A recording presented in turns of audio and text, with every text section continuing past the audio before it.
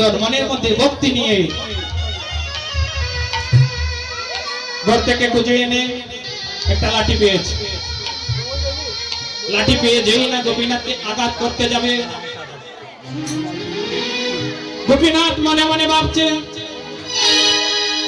এত ভক্তি ভাবে ভক্ত হয়ে আমাকে ডাকছে, এবার তো আমাকে পাথরের মধ্যে থাকলে হবে না, আমি পাথর থেকে এবার সশরীরে বের হতে হবে। গোপীনাথ এবার পাথর থেকে সশরীরে বের হয়ে রঘুনন্দনের সম্মুখে এসে রঘুনন্দনকে বলছে, রঘুনাথ তুমি আমাকে খাওয়াইয়ে দাও। রঘুনাথ,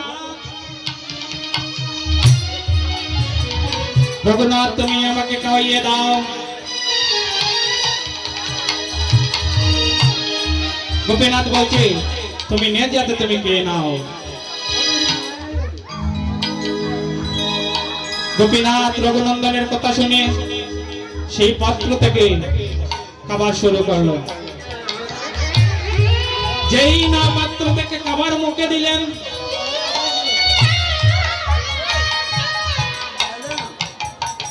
যে গোপীনাথ যেন অমৃত পান করছে। গোপীনাথ আমার মনে মনে ভাবছে এত ভক্তি ভাবে রঘুনন্দন আমার জন্য খাবার তৈরি করেছে, যেন অমৃতের মতো মনে হচ্ছে।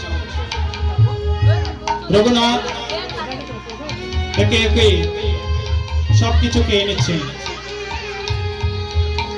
যখন পাত্রের মধ্যে আর অবশিষ্ট খাবার তেমন নেই, তখন রঘুনাথ আমার গোপীনাথের হাতে ধরে বলছে, গোপীনাথ তুমি আর খেতে পারবে না, কারণ তোমাকে খাবার দিয়ে সেই খাবার আমি আমার বাবা গ্রহণ করি। আজ তুমি যদি সব খেয়ে নাও তাহলে আমরা খাবো কি? যখন অবশিষ্ট একটু প্রসাদ পাত্রের মধ্যে রয়ে গিয়েছিল, গোপীনাথ সেই খাবারকে বসে আছে। তথা সময়ে রঘুনন্দনের পিতা মুকুন্দ দাস এসে রঘুনন্দনকে বলছে, রঘুনন্দন দে আমাকে প্রসাদ দে, তুই যে গোপীনাথের সেবা দিয়েছিস সেই প্রসাদ আমাকে দে। রঘুনন্দন আমার মুকুন্দ দাসকে বলছে, পিতা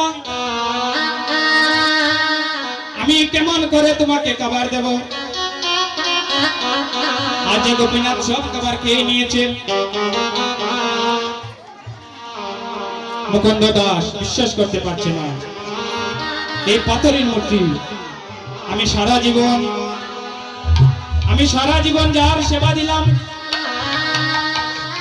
আমি তাকে খাওয়াতে পারলাম না, আমি তার দর্শন পেলাম না। আর আজ রঘুনন্দন বলছে গোপীনাথ সব খেয়ে নিয়েছে।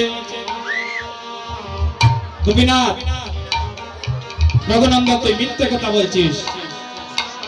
রঘুনন্দন বলছে, না বাবা আমি মিথ্যা কথা বলি নাই। মুকুন্দ দাস আমার মনে মনে ভাবছে, তাহলে রঘুনাথের কথা তো পরীক্ষা করে দেখতে হয়। তখন তিনি কি করলেন, 2 দিন পর তিনি গোপীনাথকে বললেন, গোপীনাথ আজই আমি ডাক্তারের কাজে বাইরে চলে যাব,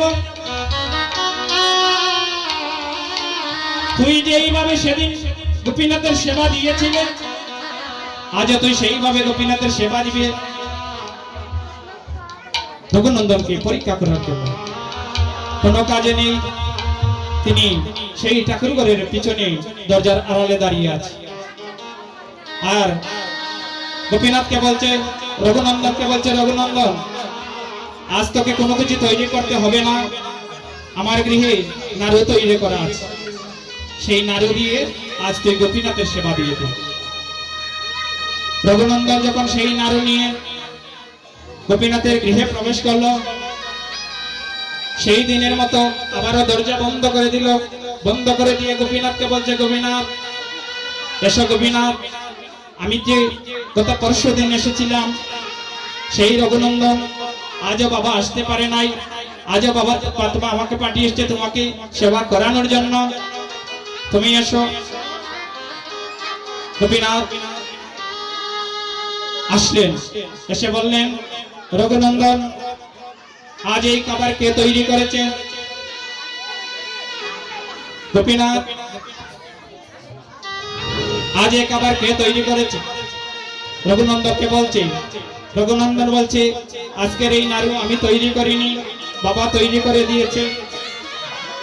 গোপীনাথ মনে মনে ভাবছে, যতই তার বাবা তৈরি করে দেব, কিন্তু এমন ভক্তি রাতের ছোঁয়া পেয়ে সেটাও আজ অমৃতে পরিণত হবে। হরি বল, হরি বল। তাই যখন গোপীনাথ একে একে নাড়ু খেতে লাগলো, আর এদিকে গোপীনাথের রঘুনন্দনের পিতা মুকুন্দ দাস দরজার আড়াল থেকে শুনতে পাচ্ছে কে যেন গৃহের মধ্যে দুইজন কথা বলছে, এক তার পুত্র আরেকজনকে কথা বলছে, সে দেখতে পাচ্ছে না।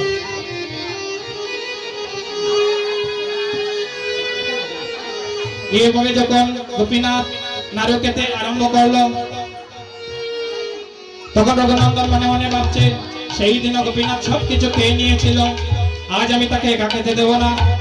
তাই গোপীনাথ কাঁদছে, আর রঘুনন্দন সেই থালা থেকে নাড়ু তুলে কাঁদছে, যেই মুখে দিয়েছে দেখতে পাচ্ছে যে অমৃত। তখন রঘুনন্দন আমার গোপীনাথকে বলছে, গোপীনাথ দেখেছো বাবা কত কত ভালো করে তোমার জন্য নাড়ু তৈরি করেছে, আমি কি আজ তোমাকে খাওয়াতে পারি? যখন রঘুনন্দন তার হেঁটো নাড়ু গোপীনাথের মুখে দিচ্ছে, গোপীনাথ আমার নয়ন জলে ভেসে যাচ্ছে, এত পরম ভক্ত যে তার মুখের হেঁটো নাড়ু আমাকে খাবার দিতে, মুখে তুলে দিতে দ্বিধাবোধ করে নাই,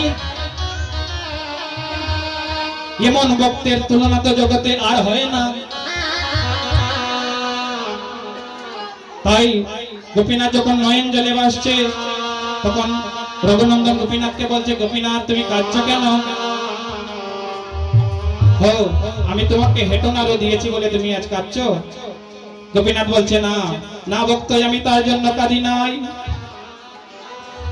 আমি এর জন্য কাঁদছি যে কত পরম ভক্ত, যে তার মুখের হেঁটো নাড়ু আমার মুখে তুলে দিতেও দ্বিধাবোধ করে নাই। গোপীনাথ রঘুনাথকে বলছে, রঘুনন্দন আমি কি আমার মুখের প্রসাদী নাড়ু তোমার মুখে দিতে পারি? তাই গোপীনাথ তার মুখের প্রসাদী নাড়ু আজ রঘুনন্দনের মুখে দিচ্ছে, আর রঘুনন্দনের মুখের হেঁটো নাড়ু গোপীনাথের মুখে দিচ্ছে। তখন সময় গোপীনাথের পিতা রঘুনন্দনের পিতা মুকুন্দ দাস দরজার ধাক্কা দিয়ে দরজা খুলে ফেলেছে, আর রঘুনন্দন গোপীনাথ সেই আগের মতো পাথরের মূর্তি হয়ে গিয়েছে। আর মুকুন্দ দাস যখন গৃহে প্রবেশ করে দেখছে যে গোপীনাথের হাতে আজ বাঁশি নেই, আজ বাঁশি নিচে রেখে গোপীনাথের হাতে আজ অর্ধনাড়ু, তখন আর মুকুন্দ দাসের বুঝতে বাকি রইল না যে সত্যি আজ গোপীনাথ সেবা করেছিল রঘুনন্দনের হাত থেকে। তাই মুকুন্দ দাস আজ রঘুনন্দনকে বুকে জড়িয়ে ধরে বলছে, বাবা আমি সারাটি জনম গোপীনাথের সেবা দিয়েছি, কিন্তু একটিবারও তোর মতো পরম ভক্ত হতে পারি নাই, একটিবারও আমি ভগবান বলে ভাবতে পারি নাই। আমি তোর সবসময় ভেবেছি যে সেটা পাথরের মূর্তি, আজ তুই আমার জীবন ধন্য করে দিয়েছিস, আয় বাবা আমার বুকে আয়। এইভাবে রঘুনন্দন আজ মুকুন্দ দাসকে জড়িয়ে ধরে কাঁদছে। এই সেই রঘুনন্দন যে স্বয়ং গোপীনাথকে সেবা করিয়েছিল, আজ সেই রঘুনন্দনের মাথায় এই মহোৎসবে বান্ড তুলে দেওয়া হবে। হরি বল হরি বল।